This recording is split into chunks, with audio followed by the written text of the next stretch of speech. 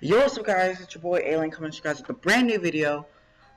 Today I'm doing a tutorial on After Effects on how to track 3D text, motion tracking on After Effects. So, I'm working on an EP right now, on an episode right now, and I haven't been uploading in a while, so I decided why not just, make a tutorial. So, first you want to import your cinematic. I already have it loaded, but you're just gonna go to File, Import, and find the cinematic. So I'm using a carrier cinematic. So we have that imported right here, and you're gonna drag it from there into your actual workspace. But I already have it here. So the first thing you want to do is just like cut it up so that it fits. If you don't know how to cut it, just drag it from here into where you want it. Alright.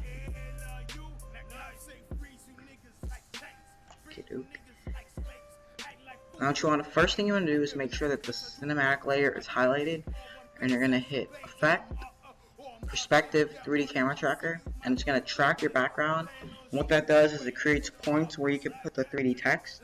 So this is going to take a few minutes. I'll just cut to where it's done tracking right now. Alright, so it's finished tracking, and as you can see they have these little X's, colorful X's. Those are the track points. When you move your mouse around, you have like a red target that appears, so that's where you can put your text. So just find where you want it. I guess I can put mine like right here, and then you're gonna left click to where the target appears, and you're gonna right click on it and hit create text and camera. So what this does is it creates the text and stuff. So as you can see, we have the text there, and well, what I just did was the text was too long, so you go to the point where you want it to be clipped off, and you just hit the bracket key, and it gets rid of the rest. So, alright, now that we have the text here, it's a little like crooked and stuff, and I don't want it to be on the ground.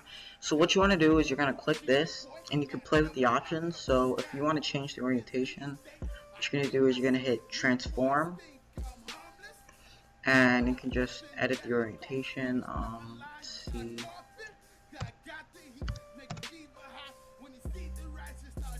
Make it stand up. Alright.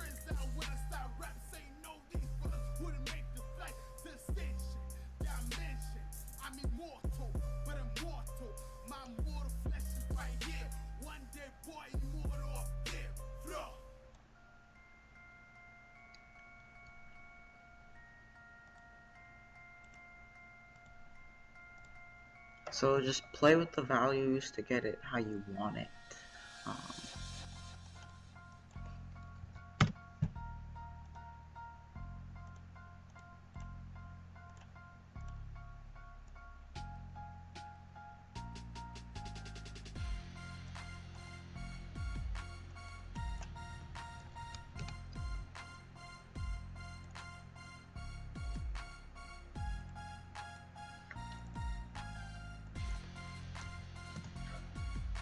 So I think in my case, the X, Y, and Z axis, it's all going to be on 0 to make it straight and stand up.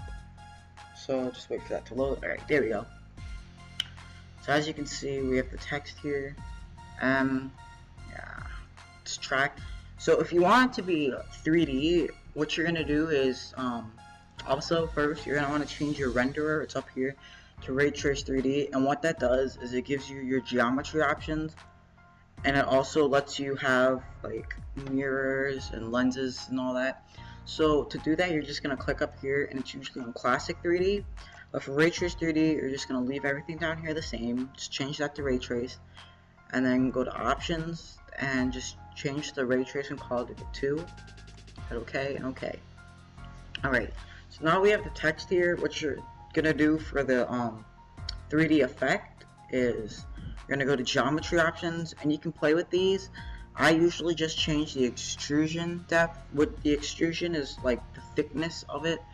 I usually put it to from 5 to 15 depending on how thick I want it. So 5 is usually good enough by my eyes. I mean, you can put it depending on how you like it.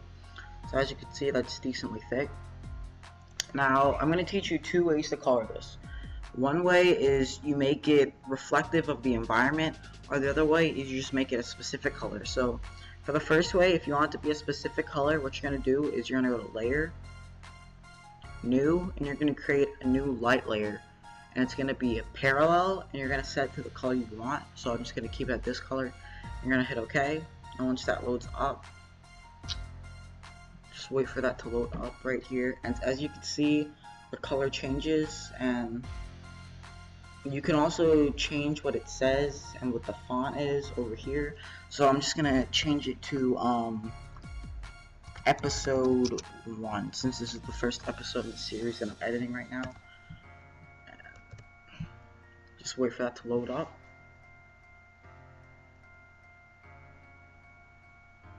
There we go. As you can see, it says episode 1. Alright. Now, it looks a little bit dark, and that's because it doesn't have any light on it. It's just that straight color. So if you want light on it, what you're going to do is you're going to create a layer, new, and you're going to create another new light layer. But, oh, it's the wrong one. Oh, shoot. Delete that. You're going to create a new light layer. So, instead of being parallel this time, though, you're going to go to Spotlight. Just leave it like that. And now you have a spotlight, so which you can edit. Oops. So for the spotlight, you can just move it around, edit it as you see recording. So this little thing right here is where it's going to be pointing. It's going to be pointing at the middle, and then you can zoom it out a little so the whole thing's illuminated. Just about like that.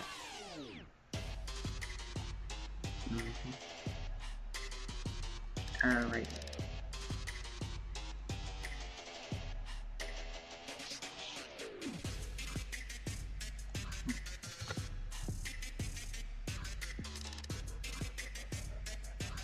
That looks good enough. So wait for that to load up.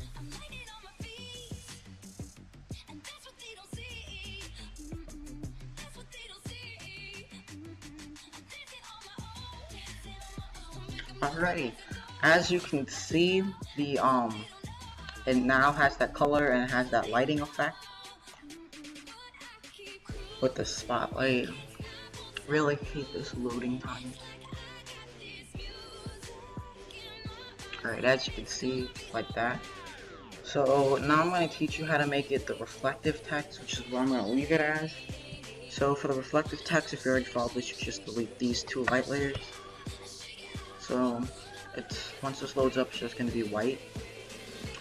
So for that, what you're going to do is you're going to open up this tab again in the menu. You can close geometry tabs. And what you want to do is go to material options, scroll down, find reflection intensity. You're going to edit that and you're going to make it 100. So what that does is it just makes your text black as soon as this loads up.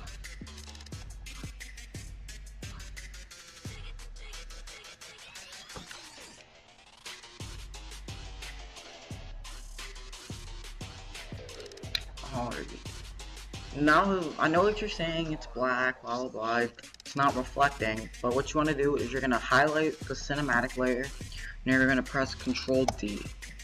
And what that does is it duplicates the layer, and you're going to take the highlighted layer again, you're going to right click, and you're going to press Environment Layer. And as soon as that loads up, the text should look like it's reflecting the background. But at first, it's gonna look ugly, like, it's not gonna actually look like it's reflecting. But trust me, as soon as you render it out, it's gonna look fine. It's gonna actually look like a reflection, so just wait for this to load.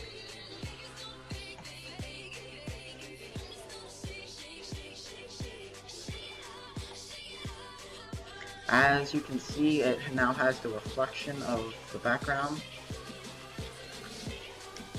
Now, you're just about done, so what you want to do is you're just going to set it to render. If you don't know how, you just go to File, Export, and you're going to add it to your render queue.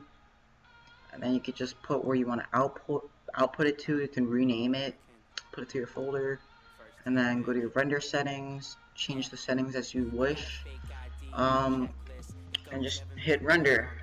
I guess I'll put a clip of it at the end to show how it turns out, but thanks for watching. Leave a like down below.